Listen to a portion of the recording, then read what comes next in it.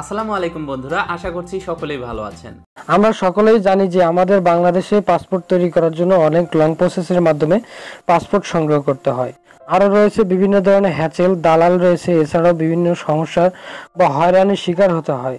কিন্তু বন্ধুরা, আপনি চাইলে এখন থেকে ঘরে বসে আপনার মোবাইল ফোন দিয়েই ই পাসপোর্টের জন্য আবেদন করতে পারবেন এবং খুব সহজেই আপনি একটি ই পাসপোর্ট সংগ্রহ করতে পারবেন অনলাইন থেকেই। কিভাবে আপনারা ঘরে বসে ই পাসপোর্টের জন্য আবেদন করবেন, কিভাবে পাসপোর্টটি সংগ্রহ করবেন এবং কিভাবে আপনি দালালের খপ্পর ছাড়াই খুব অল্প খরচে একটি পাসপোর্ট নিতে পারবেন, বিস্তারিত এই ভিডিওতে। যেহেতু সম্পূর্ণ প্রসেসটি আমি এই ভিডিওতে আপনাদেরকে দেখাবো, সেহেতু ভিডিওটি একটু লং হবে, সেজন্য ধৈর্য এবং মনোযোগ সহকারে ভিডিওটি দেখতে থাকুন। এবং আপনি যদি আমার চ্যানেলের নতুন দর্শক হয়ে থাকেন, অবশ্যই আমার চ্যানেলটিকে সাবস্ক্রাইব করে পাশে থাকা বেল আইকনটি অন করে দিবেন।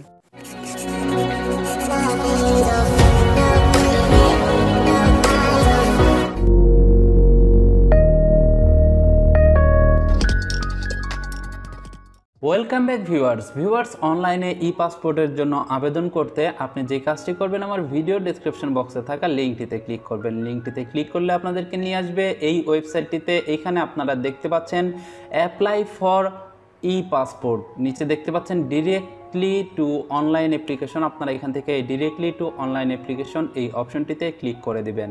এই অপশনটিতে ক্লিক করার পরে এখানে দেখতে পারবেন are you applying from Bangladesh, এখান থেকে ইয়েস সিলেক্ট করবেন। তার নিচে দেখতে পাচ্ছেন এখানে ডিস্ট্রিক্ট সিলেক্ট করতে বলা হচ্ছে, এখানে আপনি আপনার ডিস্ট্রিক্ট সিলেক্ট করে দিবেন।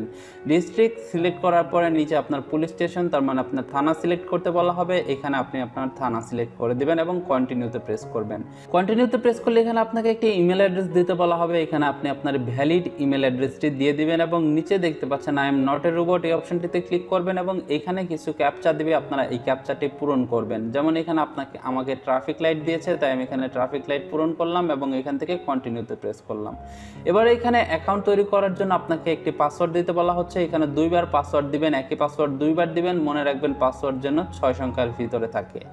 এবার আপনারা এইখানে দেখতে পাচ্ছেন পার্সোনাল ইনফরমেশন নামের একটি বক্স রয়েছে, এইখানে আপনি সবার প্রথম আপনার সম্পূর্ণ নাম দিবেন আপনার এনআইডি কার্ড অনুসারে। তার নিচে দেখতে পাচ্ছেন যে গিভেন নেম অপশনাল, তো এখানে মাঝখানের এই বক্সটিতে কোনো কিছু লিখতে হবে না, কিন্তু নিচে সার নেমের জায়গায় আপনার নামের যে শেষের ভাগ রয়েছে সেই শেষের ভাগটি দিয়ে দিবেন। যেহেতু আমার নামের শেষের ভাগ ইসলাম, তাই আমি এখানে ইসলাম দিয়ে দিলাম। এবার নিচে দেখতে পাচ্ছেন এখানে কন্ট্যাক্ট ইনফরমেশন রয়েছে, কন্ট্যাক্ট ইনফরমেশনের জায়গায় এখানে আপনি বাংলাদেশে যে ফোন নাম্বার রয়েছে আপনার সেই ফোন নাম্বারটি দিয়ে দিবেন। ফোন নাম্বার দেওয়ার পরে সেম আগের মতো I am not A robot এই অপশনটিতে ক্লিক করবেন এবং এখান থেকে আপনি ক্যাপচাটি পূরণ করবেন। ক্যাপচাটি পূরণ করে নিচে দেখতে পাচ্ছেন ক্রিয়েট অ্যাকাউন্ট নামের একটি অপশন, আপনারা এখান থেকে ক্রিয়েট অ্যাকাউন্টে ক্লিক করে দিবেন। ক্রিয়েট অ্যাকাউন্টে ক্লিক করলে দেখতে পারবেন আপনাদের সামনে স্টেপ 4 চলে আসছে। এখানে দেখতে পাচ্ছেন অ্যাক্টিভ ই পাসপোর্ট অ্যাকাউন্ট, এখানে আপনাকে আপনার ইমেল অ্যাড্রেসে একটি অ্যাক্টিভেশন লিঙ্ক পাঠানো হয়েছে। আপনি জাস্ট আপনার ইমেল অ্যাড্রেস থেকে সেই অ্যাক্টিভেশন লিঙ্কে ক্লিক করবেন। অ্যাক্টিভেশন লিঙ্কে ক্লিক করলেই আপনার এখানে ই পাসপোর্ট অ্যাকাউন্টটি অ্যাক্টিভেট হয়ে যাবে। এবার আপনি এখান থেকে এই সাইন ইন লেখা রয়েছে উপরে, এই সাইন ইন লেখাতে ক্লিক করে দিবেন। সাইন ইনে ক্লিক করার পর আপনি দেখতে পারবেন আপনাকে ইমেল অ্যাড্রেস পাসওয়ার্ড দিতে বলা হচ্ছে, এখানে ইমেল অ্যাড্রেস পাসওয়ার্ড দিয়ে নিচে আই এম নট এ রোবটে ক্লিক করে সেম আগের মতো ক্যাপচা পূরণ করে ভেরিফাই করে সাইন ইন করে নেবেন। সাইন ইন করে নেওয়ার পরে এখানে দেখতে পারবেন যে ওয়েলকাম ই পাসপোর্ট অনলাইন অ্যাপ্লিকেশন, এখান থেকে আপনি apply for a new E passport এই অপশনটিতে ক্লিক করে দিবেন। এই অপশনটিতে ক্লিক করলেই সবার প্রথমেই আসবে অ্যাপ্লাই ফর মাই সেলফ। যদি আপনি আপনার নিজের জন্য অ্যাপ্লাই করে থাকেন তাহলে এই বক্সটিতে ক্লিক করবেন, যদি অন্যের জন্য করে থাকেন তাহলে এই বক্সে ক্লিক করার প্রয়োজন নেই। এবার আপনি এখান থেকে সিলেক্ট জেন্ডারের জায়গায় আপনার জেন্ডার সিলেক্ট করবেন। নিচে দেখতে পারবেন আপনার নাম চলে আসছে, এখানে আপনাকে নাম দিতে হবে না, নিচে থেকে আপনি আপনার প্রফেশনটি সিলেক্ট করবেন। নিচের এই বক্স থেকে আপনার প্রফেশন সিলেক্ট করবেন। তার নিচে দেখতে পাচ্ছেন সিলেক্ট রিলিজিয়ন, এখান থেকে আপনি আপনার ধর্মটি সিলেক্ট করবেন। তার নিচে দেখতে পাচ্ছেন বার্থ ডাটা, এখান থেকে আপনি আপনার যে বার্থ ডিস্ট্রিক্ট রয়েছে সেই বার্থ ডিস্ট্রিক্ট আপনি সিলেক্ট করবেন। তার মানে আপনি যে ডিস্ট্রিক্টে জন্মগ্রহণ করেছেন সেই ডিস্ট্রিক্টটি এখান থেকে সিলেক্ট করে দিবেন। ডিস্ট্রিক্ট সিলেক্ট করার পরে নিচে থেকে আপনার ডেট অফ বার্থ দিয়ে দিবেন। এখানে আপনার ভোটার আইডি কার্ডে যে ডেট অফ বার্থ রয়েছে সেই ভোটার আইডি কার্ডের ডেট অফ বার্থ কিন্তু অবশ্যই আপনাকে এখান থেকে সিলেক্ট করতে হবে। ডেট অফ বার্থ সিলেক্ট করার পরে নিচে দেখতে পাচ্ছেন সিটিজেনশিপ ইনফরমেশন নামের একটি অপশন রয়েছে, তো এখান থেকে আপনি সিলেক্ট করবেন বাই বার্থ, তার মানে হচ্ছে আপনি জন্মসূত্রে বাংলাদেশের নাগরিক সেটা সিলেক্ট করবেন। যদি এখানে আপনি অন্য কিছু থাকেন তাহলে অন্যটা সিলেক্ট করে দিবেন। এখানে নিচে দেখতে পাচ্ছেন do you have passport of another country, আপনার যদি অন্য কোনো কান্ট্রির পাসপোর্ট থাকে, তার মানে দ্বৈত নাগরিকত্ব থাকে, তাহলে ইয়েস আই হ্যাভ অ্যানাদার পাসপোর্টে ক্লিক করবেন। আর যদি দ্বৈত নাগরিকত্ব না থাকে তাহলে no I don't have passport এই অপশনটিতে ক্লিক করে দিবেন। এবার নিচে দেখতে পাচ্ছেন আইডেন্টিফিকেশন ইনফরমেশন, এখানে আপনি আপনার ন্যাশনাল আইডি কার্ডের নাম্বারটি দিবেন। ন্যাশনাল আইডি কার্ডের নাম্বারটি দিয়ে এখানে দেখতে পাচ্ছেন সেভ অ্যান্ড কন্টিনিউ নামের একটি অপশন, আপনারা এখান থেকে এই সেভ অ্যান্ড কন্টিনিউ এই অপশনটিতে ক্লিক করে দিবেন। এবার আপনারা দেখতে পারবেন আপনাদের সামনে এরকম একটি অপশন চলে আসবে। এখানে দেখতে পাচ্ছেন প্রিভিয়াস পাসপোর্ট, তার মানে আপনার কি আগে কোনো পাসপোর্ট ছিল কিনা সেটা জানতে চেয়েছে। যদি আপনার পাসপোর্ট থেকে থাকে তাহলে এখান থেকে যেই ক্যাটাগরির পাসপোর্ট রয়েছে সেটা সিলেক্ট করবেন, যদি না থেকে থাকে তাহলে লাস্টে no I didn't have any passport previous, তো আপনারা এই অপশনটি সিলেক্ট করবেন। এই অপশনটি সিলেক্ট করার পরে সেভ এন্ড কন্টিনিউ এই অপশনটিতে ক্লিক করে দিবেন। সেভ এন্ড কন্টিনিউতে ক্লিক করলে এখানে আপনাকে পার্মানেন্ট অ্যাড্রেস এবং প্রেজেন্ট অ্যাড্রেস দিতে বলা হবে। এখানে আপনি সবার প্রথম আপনার পার্মানেন্ট অ্যাড্রেসটি দিবেন। পার্মানেন্ট অ্যাড্রেস দেওয়ার পরে আপনার যদি পার্মানেন্ট এবং প্রেজেন্ট অ্যাড্রেস একই থাকে তাহলে এখান থেকে এই টিক বক্সে ক্লিক করে দিবেন, আর যদি সেটা না থাকে তাহলে এই টিক বক্সে ক্লিক করবেন না, নিচে থেকে আপনার প্রেজেন্ট অ্যাড্রেসটি দিয়ে দিবেন। প্রেজেন্ট অ্যাড্রেস দেওয়ার পরে দেখতে পাচ্ছেন available regional passport office and Bangladesh mission, আপনারা এখান থেকে আপনার পাশের যে পার্শ্ববর্তী যে পাসপোর্ট অফিস রয়েছে সেই পার্শ্ববর্তী পাসপোর্ট অফিস সিলেক্ট করবেন। এখানে দেখতে পাচ্ছেন ই পাসপোর্টের জন্য দুইটি অপশন রয়েছে, একটি হচ্ছে রিজিওনাল পাসপোর্ট অফিস আরপিও, তার মানে এটা হচ্ছে আগারগাঁর যে অফিস রয়েছে সেই অফিস, এবং নিচে দেখতে পাচ্ছেন বাংলাদেশ মিশন। তো আপনারা এখান থেকে দুটি অপশনের একটি অপশন সিলেক্ট করে নিচে থেকে সেভ অ্যান্ড কন্টিনিউ এই অপশনটিতে ক্লিক করে দিবেন। এবার এখানে দেখতে পারবেন প্যারেন্টাল ইনফরমেশন নামের একটি বক্স চলে আসছে। এখানে আপনি আপনার যে প্যারেন্টাল ইনফরমেশন রয়েছে সেই প্যারেন্টাল ইনফরমেশনগুলো দিয়ে দিবেন। সবার উপরে রয়েছে ফাদার ইনফরমেশন, এখানে আননোন নামের একটি বক্স রয়েছে। তো এটা হচ্ছে যাদের বাবার কোনো অ্যাড্রেস থাকে না বা বাবার কোনো ইনফরমেশন থাকে না তারা এখান থেকে আননোনে ক্লিক করে দিবেন, বা যারা বাবাকে চিনে না তারা এখান থেকে আননোন সিলেক্ট করবে। এবার নিচে দেখতে পাচ্ছেন ফাদার্স নেম, এখানে আপনি আপনার বাবার নামটি ভোটার আইডি কার্ড অনুসারে লিখবেন। লেখার পরে নিচে দেখতে পাচ্ছেন সিলেক্ট প্রফেশন, এখানে আপনার বাবার প্রফেশন সিলেক্ট করবেন। তার নিচে ন্যাশনালিটি, তার মানে আপনার বাবার জাতীয়তা সিলেক্ট করবেন।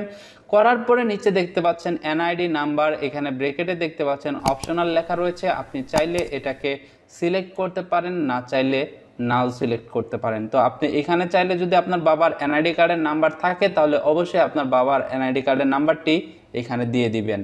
আপনার বাবার সকল ইনফরমেশন দেওয়ার পরে নিচে দেখতে পারবেন মাদার ইনফরমেশন, সেম একইভাবে আপনি আপনার মায়ের ইনফরমেশনও দিয়ে দিবেন। মায়ের ইনফরমেশন দেওয়ার পরে নিচে দেখতে পারবেন গার্ডিয়ান ইনফরমেশন, এটাকে নট অ্যাপ্লিকেবল দিয়ে সেভ এন্ড কন্টিনিউ এই অপশনটিতে ক্লিক করে দিবেন। তাহলে দেখতে পারবেন আপনাদেরকে পরের ধাপে নিয়ে আসছে।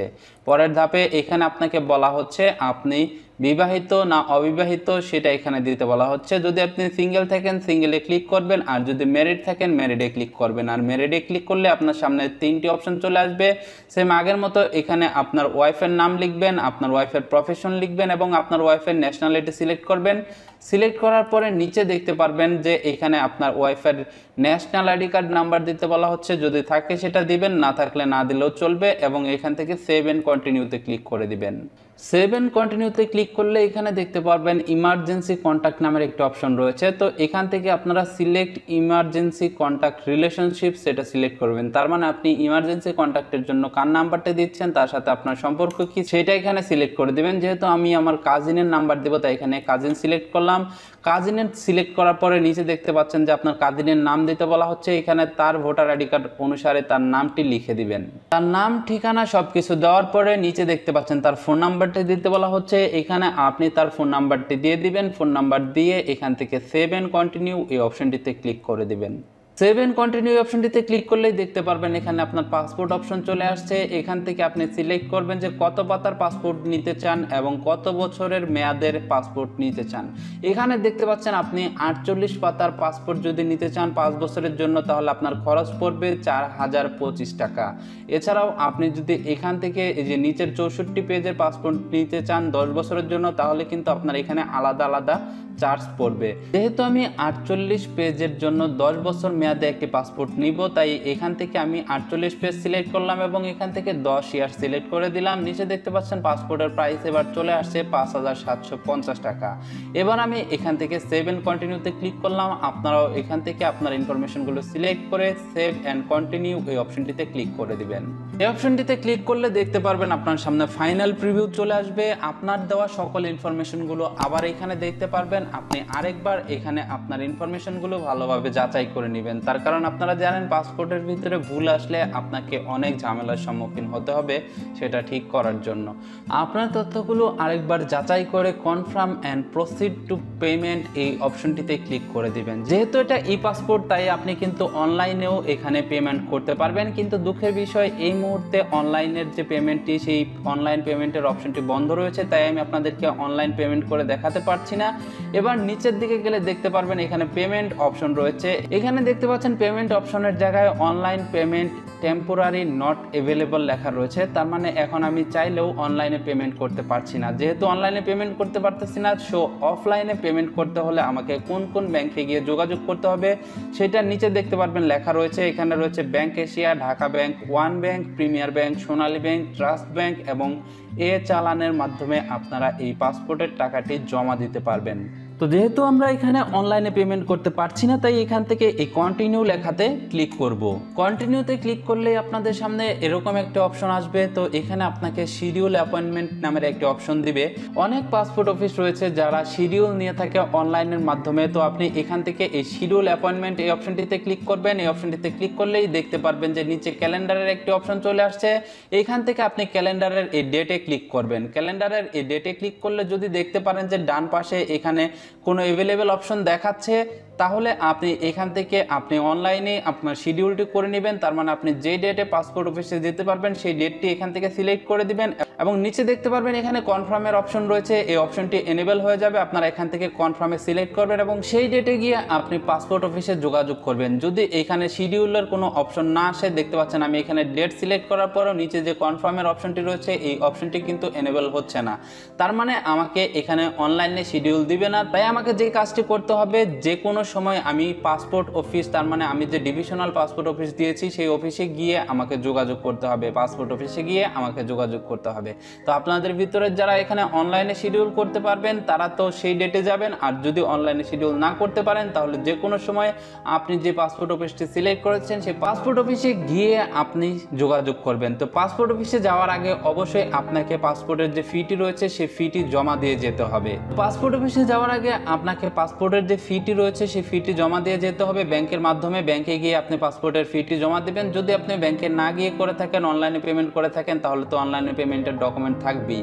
তো এছাড়াও আপনাকে আরও কিছু ডকুমেন্ট সাথে নিয়ে যেতে হবে। সেই ডকুমেন্টগুলো দেখার জন্য আপনি যেই কাজটি করবেন, তো এবার আপনি যে কাজটি করবেন, উপরে দেখতে পারবেন যে এখানে আপনার শেষের নেমটা লেখা থাকবে। তো আপনারা এখান থেকে এই অপশনটিতে ক্লিক করবেন। এই অপশনটিতে ক্লিক করার পরে এখানে দেখতে পারবেন অ্যাপ্লিকেশন নামের একটি অপশন রয়েছে, আপনারা এখান থেকে অ্যাপ্লিকেশনে ক্লিক করবেন। অ্যাপ্লিকেশনে ক্লিক করার পরে আপনি দেখতে পারবেন এখানে ডান পাশে আপনার অ্যাপ্লিকেশনটি সাবমিট হয়েছে। তো এখানে আপনি বাম পাশের কর্নারে দেখতে পারবেন আপনার নামের যে শেষের অংশ রয়েছে সেই নামের শেষের অংশটি দেখাবে। তো এখান থেকে আপনি আপনার নামের শেষের অংশতে ক্লিক করবেন। নামের শেষের অংশতে ক্লিক করলে দেখতে পারবেন আপনার সামনে এরকম একটি অপশন চলে আসবে। তো এখান থেকে আপনি যে কাজটি করবেন, download an application form for printing এই অপশনটিতে ক্লিক করবেন। এই অপশনটিতে ক্লিক করে আপনি আপনার যে অ্যাপ্লিকেশন ফর্মটি রয়েছে সেই অ্যাপ্লিকেশন ফর্মটি প্রিন্ট করে ফেলবেন এবং এখানে দেখতে পাচ্ছেন প্রিন্ট সামারি, এই প্রিন্ট সামারিতে ক্লিক করে আপনার এই সামারিটিও আপনি প্রিন্ট করে ফেলবেন। তো পাসপোর্ট অফিসে যখন যাবেন তখন আপনি আপনার যে ডকুমেন্টগুলো রয়েছে, যেমন আপনার ভোটার আইডি কার্ড এবং আপনার বাবা মার ভোটার আইডি কার্ড, এইগুলো ডকুমেন্টের সাথে আপনি এখান থেকে এই প্রিন্ট সামারি এবং অ্যাপ্লিকেশন ফর্মটি নিয়ে যাবেন। এটি নিয়ে গেলেই আপনার পাসপোর্টের জন্য যে ফিঙ্গারপ্রিন্ট বা ছবি তুলতে হয় সেগুলো আপনি তুলে আপনার পাসপোর্টের যে কাজগুলো সেটা কমপ্লিট করতে পারবেন এবং এগুলো করার পরে আপনাকে আপনার হোম অ্যাড্রেসের ভিতরে আপনার পাসপোর্টটি ডেলিভারি। তো ভিউয়ার্স, এই সেম প্রসেসটি আপনি মোবাইলের মাধ্যমে করতে পারবেন।